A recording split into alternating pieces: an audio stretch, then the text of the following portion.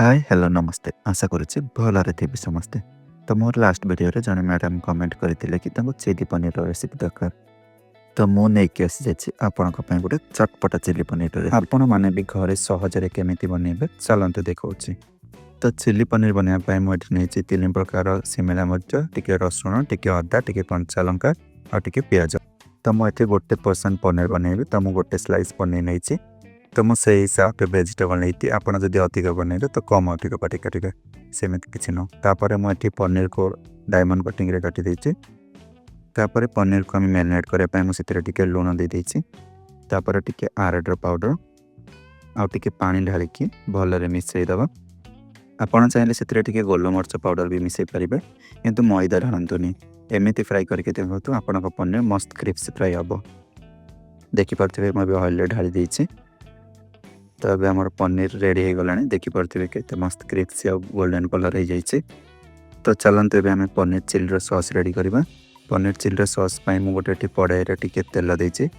तेल गरम है काटिकी रखि अदा और रसुण दे देछि। अदा रसुण को आम टे भलरे फ्राए करदे।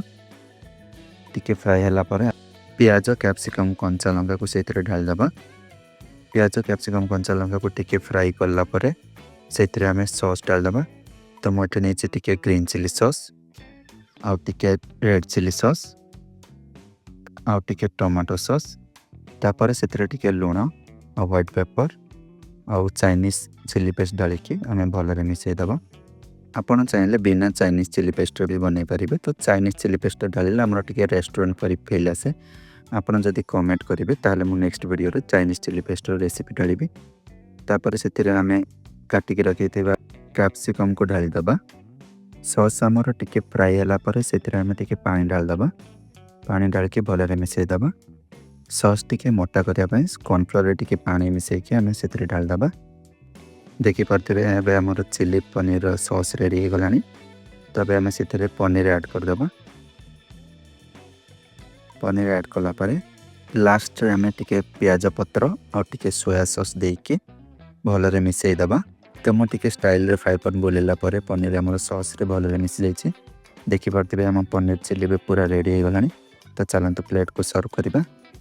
तो मुझे गोटे प्लेट को सर्व कर देछि। तो देखते आम पनीर के चूसी बनी। आपड़ चाहिए आपको स्टार्टर रे खातु कि भात सह रोटी सह जा सह भी पूरा मस्त लगे।